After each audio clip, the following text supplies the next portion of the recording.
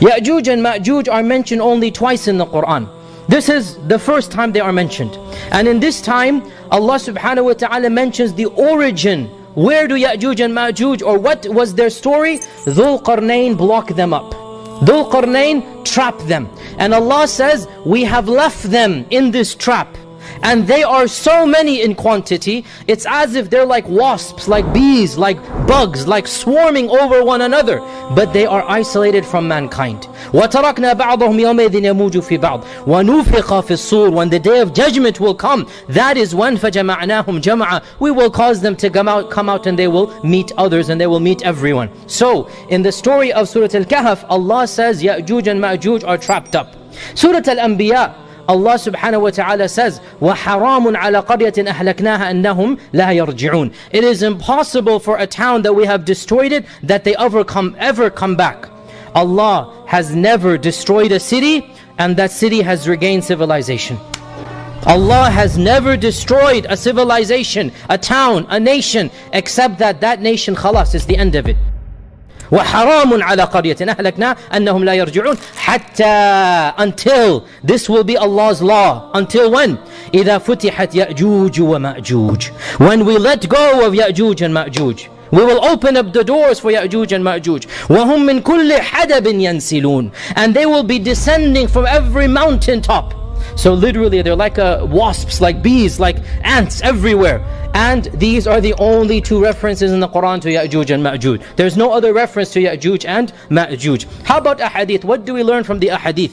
Ahadith, they mention only a few details of Ya'juj and Ma'juj. And the bottom line, really, there's a lot of cryptic issues here. There's only so much we can do. But what we know, let's mention it. What do we know from the ahadith? Our Prophet ﷺ warned us of Ya'juj and Ma'juj. And one night he awoke frightened. And his wives asked him, what is the matter, Ya Rasulullah? So he said, وَيْلٌ لِلْعَرَبِ مِنْ شَرٍ قَدْ اقْتَرَبَ. Woe to the Arabs from an evil that is very close.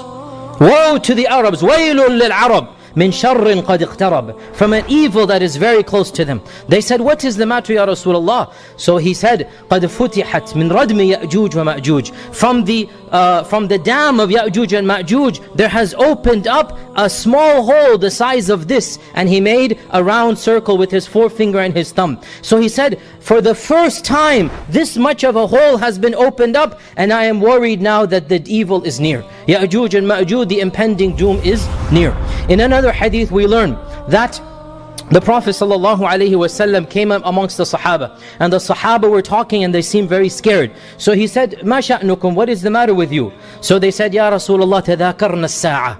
O Messenger of Allah, we talked about the day of judgment and we became scared of the day of judgment. So the Prophet ﷺ said, count 10 things that will happen before the day of judgment. Count 10 major signs that will happen before the day of judgment. Meaning, until you see these 10 signs, you don't have to worry about the actual day of judgment. And he listed 10. The Prophet said, count 10 things. Number 1, the coming down of a Dajjal. The exposure of Dajjal, the coming down of Isa. The coming of Dajjal and the descent of Isa. Number 2 is the descent of Isa. So the first of the 10 major signs is the coming of Dajjal. And that is a whole topic we don't have time to get into. And Dajjal will cause fitna and fasad like the world has never seen. And no one will be able to harm him, because Allah has decreed only one person can kill him. And that person is not on earth right now. He will come down after Dajjal has been here for 40 years, as the Prophet said. And he explained how long is that 40 years. Then Isa ibn Maryam will come. And Isa will kill him at Bab Lud, which is the city of Lod, L-O-D. There's a city of Lod right now still. There's a city of Lod. And it is in Ard al-Falastin. And that is where the Dajjal will be killed by Isa ibn Maryam. And the Prophet ﷺ said, Isa will then gather all of his followers, and Allah will tell him that there is now coming a group. Your followers have no power to fight them, so flee to the mountains. They are Ya'juj and Ma'juj. So we know then that the third of the 10 signs is Ya'juj and Ma'juj. And Ya'juj and Ma'juj will come out, وَهُمْ مِنْ كُلِّ حَدَبٍ يَنْسِلُونَ. And the Prophet ﷺ described so many things about them. He said that their faces are صِغَارَ الْأَعْيُنِ. They have small eyes. And it is as if their faces are like a shield. that has been hammered, like a shield that has been hammered. So the descriptions that he gave have led many of the earlier Muslims to think that they are a race of the people of the Far East, and Allah knows best. And he said that their clothing is made out of wool or fur, and this is something also a hallmark of the people of the Far East. And he said that their quantity will be so much that they will pass by the river in Tabariya, which is one of the famous, the lakes of that land, which is in Mawara al-Nahr, Transoxania, far away in the Far East. They will pass by. When the first of them pass by, they will begin drinking. By the time the last batch of theirs passes by, they will say there used to be water in this lake. Meaning there's so much quantity, they will finish up the entire water. What else do we know of Ya'juj and Ma'juj? There's another interesting hadith. This hadith is reported in Tirmidhi, that the Prophet ﷺ told us, when I went up to Isra wal Mi'raj, I met Ibrahim and Musa and Isa. And we started talking. SubhanAllah, right here, just pause. Can you imagine the conversation they're having? And one of the things we mentioned is the Day of Judgment.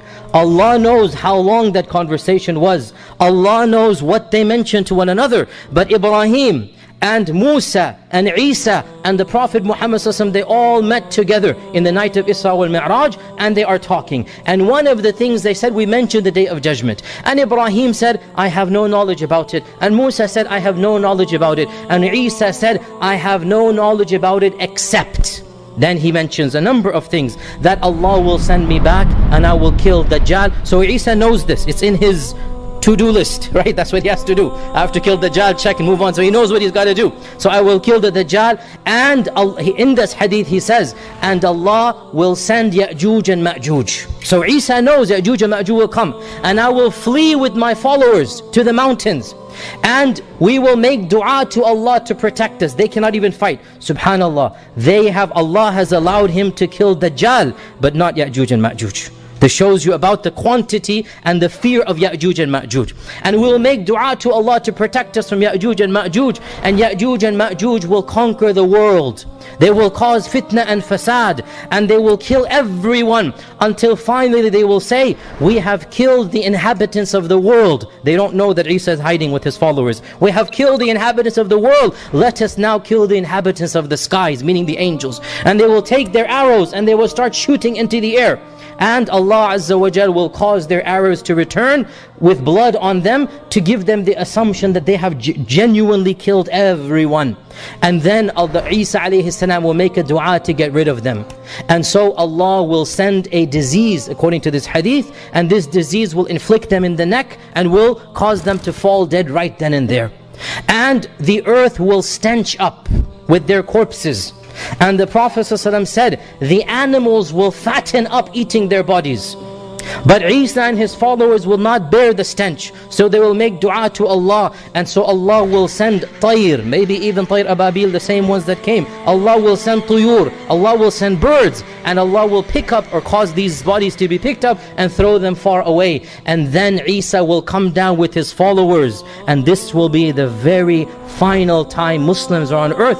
And our Prophet ﷺ said, there will be nothing but happiness and joy. There will be no baghda, no adawa, no hatred. No two people will fight. The sheep will play with the wolves. The snakes will play with the children. This is that time. This is after Ya'juj and Ma'juj, towards the very end of times. That will be the glorious time of humanity really on this earth, where there will be no fighting and animosity, but it will be for a very short period of time. Allah knows how long. And then the wind will come and will cause all of the believers to pass away, and then only the non-believers will be left, and that will be the worst of the worst. Then the dabba and the nar will come forth. Now, to conclude, Ya'juj and Ma'juj, if somebody were to say, where are they now? There are some modern scholars, and I'm just going to mention this in passing, who say Ya'juj and Ma'juj are not hiding in some cave or some place. They're actually living in the lands of the Far East. And this wall is the Great Wall of China. Now this is something that some people have said, that's the only reason I'm mentioning this, right? But the fact of the matter is that that doesn't explain anything. Because the Quran tells us this wall was made out of what? What are the two materials that are mentioned? Iron and copper. The Great Wall of China is not made out of iron and copper, right? Another thing is the ahadith clearly indicate Ya'juj and Ma'juj are not right now mixing with people. They're in some place separated from mankind. So if somebody were to say, how can we believe these ahadith when Google Earth has mapped the whole world? We can zoom in and see everything around us, and there is no massive land hidden from mankind. The response is, Allahu A'lam. If we believe in the ahadith, this is what the ahadith tell us. And there's a simple rule that Ibn Taymiyyah mentions. Memorize this rule.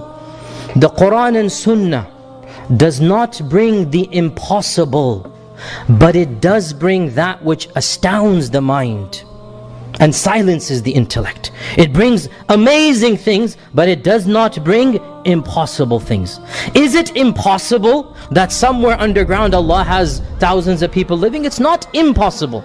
It's strange, it's bizarre, but it is not impossible. Wallahu ala kulli shay'in qadir. The Quran and Sunnah will never bring something that contradicts intellect or contradicts science, but it can bring something that astounds intellect, that challenges, that broadens, that only a believer will believe. But it's not impossible. It might be implausible, unlikely, but it's not impossible. So the believer will believe and the skeptic will be skeptical. And the response to this is that honestly, Allahu A'lam, the final hadith that we have here, the authentic hadith in Bukhari and Muslim, the Prophet ﷺ told us that every day Ya'juj and Ma'juj are trying to dig out. And every day when they come very close and they're just about to get out, the person in charge of them says, okay, your shift is over, come back tomorrow. And when they come back tomorrow, they find that the wall has been rebuilt by Allah subhanahu wa ta'ala. And then on the very final day, the one in charge of them, whether it's an angel, whether we don't know, the one in charge of them, so there's some being in charge of them, the one in charge of them will say that your shift is over and come back tomorrow, insha'Allah you will dig. And he says insha'Allah. So when he says insha'Allah, then the next day they will come and lo and behold, the dam has not been rebuilt. It is where they were yesterday. And so they manage to dig themselves out, and then they start spreading their fasad. And this hadith is significant because Surah Al-Kahf is linked with insha'Allah. Surah Al-Kahf is linked with insha'Allah.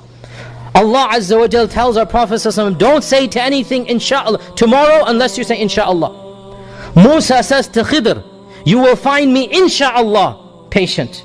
And here we have the third insha'Allah of the surah. Even though it's not in the surah, but it is in the ahadith literature, that the Prophet ﷺ mentions to us, Ya'juj and Ma'juj will only be left out when the one in charge of them says, insha'Allah ta'ala. And Allah knows the secret of insha'Allah linked with Surah Al-Kahf. Nonetheless, this is in a nutshell what we know about Ya'juj and Ma'juj. It is of the mysteries of Allah. It is of the major signs of the Day of Judgment. And only Allah subhanahu wa ta'ala knows. One final point that I forgot to mention. SubhanAllah, when the Yahud came to the Prophet ﷺ, they asked about Dhul Qarnayn.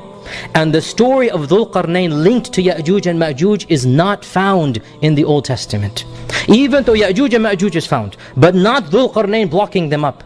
So it is as if Allah subhanahu wa ta'ala is showing the Yahud that I know and you do not know. You're asking about this, I will tell you something even you do not know. You wanted to challenge him? Okay, these are the one or two stories that you know. Now let me tell you that which even you do not know. And Allah subhanahu wa ta'ala tells us a story that is not found in any of their sources, because Wallahu ya'lamu wa antum la ta'lamun.